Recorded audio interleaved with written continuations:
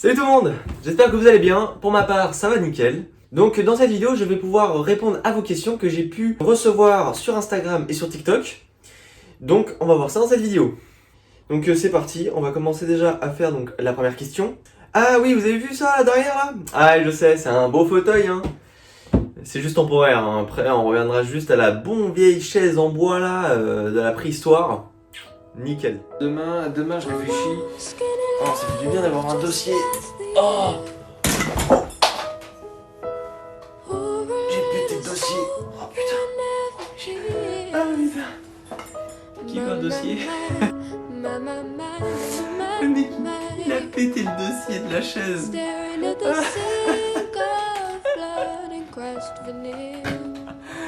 Ah putain. Ah putain. Oh my god.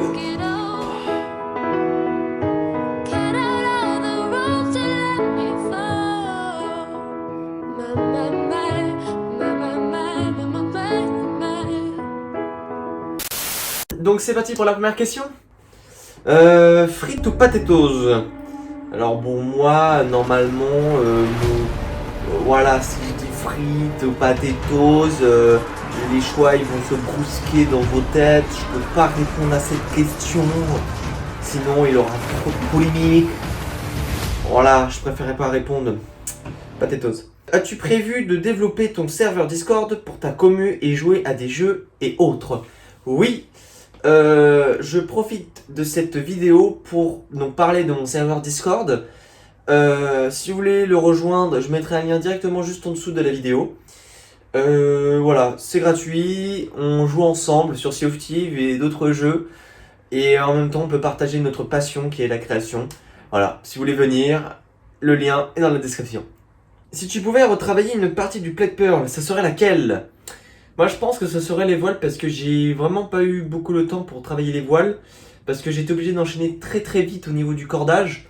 Parce que arrivé à la dernière semaine, vous imaginez que je dois rendre mon projet le jeudi. Et j'avais pas du tout terminé le cordage alors qu'on était presque mardi.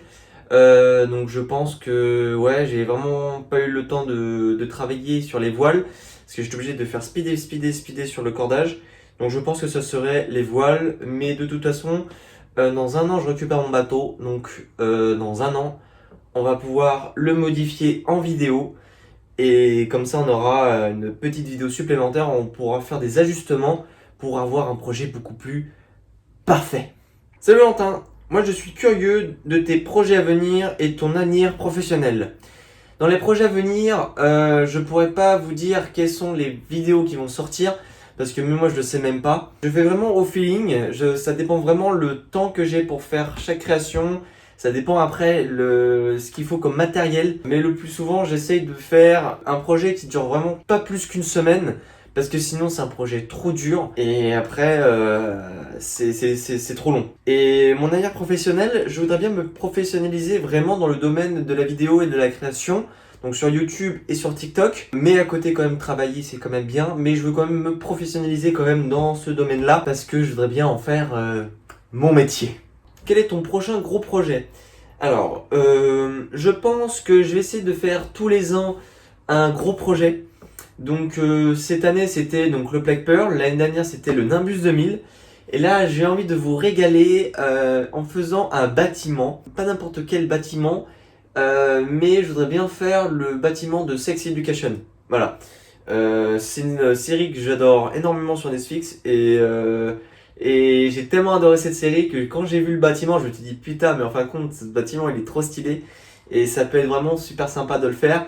Donc si j'ai l'occasion de le faire, je le ferai parce que ce bâtiment là il est très bien. Par contre, si je le fais, je le ferai à peu près de 1 mètre, je pense. Donc voilà.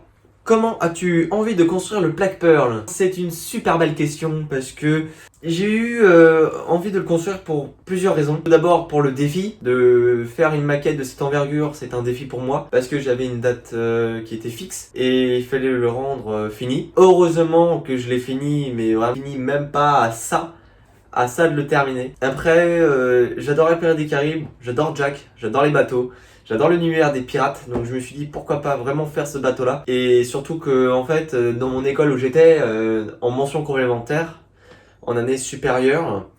Il fallait donc réaliser un projet de fin d'année. Et c'est vrai que dans les autres écoles, il y en a 6 en France. Il y en a presque aucun qui ont réalisé un galion presque à la main. Et c'est vrai que je suis à peu près le seul en fait à avoir fait un galion. Parce que ce sont des projets dans la liste noire en fait de la maquette. Donc c'était aussi un autre défi, c'était la difficulté, c'était ça, c'est de faire un galion parce que personne n'en avait fait. Et faire un galion parce que voilà, faut que je me mette au défi de voir où je peux aller et quelles sont mes limites. Voilà. Un compte ASMR. Bientôt. Bientôt.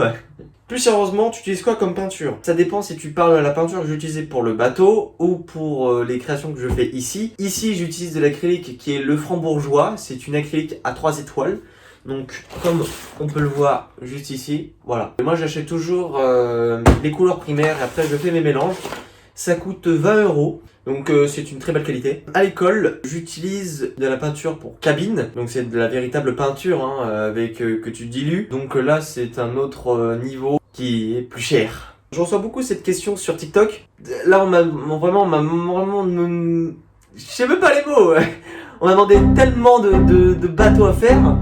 Donc je vais y répondre. Tous les bateaux que vous m'avez marqué dans les commentaires TikTok, tu peux faire celui-là, tu peux faire celui-ci, nanana. Je les ferai en fait, en vrai de vrai, je pourrais les faire, mais je n'ai pas le matos en fait. C'est que par exemple pour faire le bateau, ça m'a demandé beaucoup de moyens et beaucoup de machines. Donc c'est-à-dire qu'une scie à ruban, un lapidaire, une laser, une imprimante 3D, une Dremel. Ma Dremel elle m'a lâché il y a même pas 2 semaines, donc là j'ai vraiment rien, je suis tout nu. Mais je ferai avec plaisir tous ces bateaux-là, toutes les créations que vous demandez, je les ferai le jour où j'aurai vraiment un matos qui est vraiment nécessaire, où là, je pourrais vraiment faire des trucs parfaits.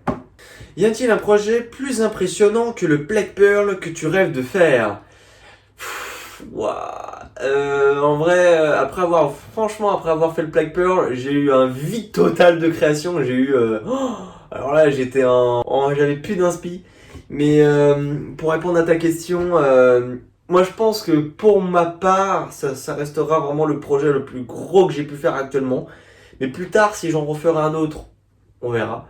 Mais pour moi, le Plague Pearl reste la maquette la plus impressionnante que j'ai jamais faite de toute ma vie. Et franchement, je suis très très fier de ce que j'ai pu réaliser. Je suis très très fier d'avoir réalisé ces 2 beaux chefs-d'œuvre. Mais ça restera quand même le Plague Pearl. Le Nimbus sera juste derrière. Mais il y a, voilà quoi. C'est quoi qui t'a motivé à faire ça? Donc quand tu parles de faire ça, c'est sûrement la création. En fait, ce qui me motive, déjà de donner vie à un objet, de lui donner une entité, de lui donner un peu une sorte d'âme en fait. Moi je suis à peu près comme ça en fait, c'est que quand je réalise quelque chose, je mets toujours une partie de moi, toujours une partie de mon cœur. Et je trouve que quand je fais un objet fini ou une maquette finie, je ressens toujours par exemple une émotion ou je sais pas comment je peux l'exprimer, mais c'est ça en fait, et ça me fait du bien. Et même par exemple quand je crée ou que je me mets là et que je bosse et que je filme, ou je fais un live d'ailleurs avec vous, je me sens évadé par rapport à une pression, à des inquiétudes.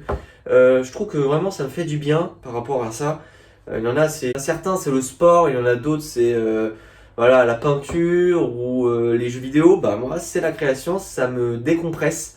Donc voilà, ce qui me motive c'est ça. Et donc ta deuxième question c'était, qu'est-ce qui a fait que maintenant tu as cette passion? Bah en fin de compte, je pense que j'ai répondu aussi à cette question-là. C'est à peu près ça en fait. Cette passion-là en fait, elle est là parce que j'adore donner vie à un objet. Voilà, tout simplement. Et à l'inverse, quelle est la vidéo que tu aimes le moins? Je dirais quand même le vaisseau de Star Fox, parce que c'était la vidéo vraiment de transition entre mon chef-d'œuvre que j'ai fait en entreprise et les créations que je dois faire à la maison.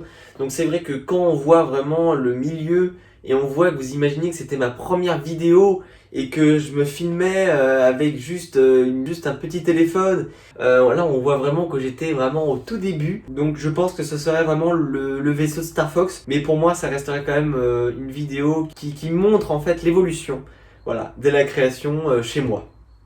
Dans toutes les vidéos que tu as fait, c'est laquelle t'as préférée?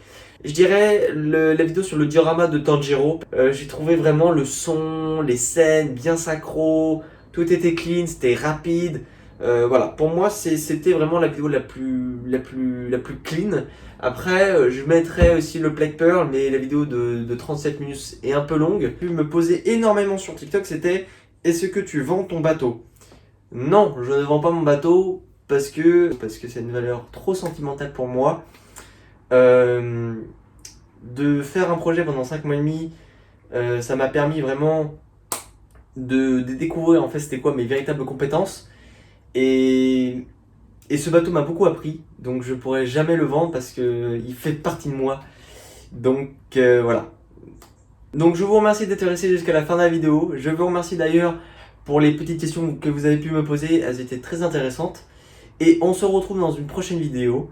Mais avant de partir, n'hésitez surtout pas à vous abonner à mon TikTok et mon Instagram et à partager cette vidéo. Et si tu ne me suis toujours pas sur YouTube, n'hésite surtout pas à t'abonner. Et donc on se dit à dans une prochaine vidéo. Portez-vous bien, tous!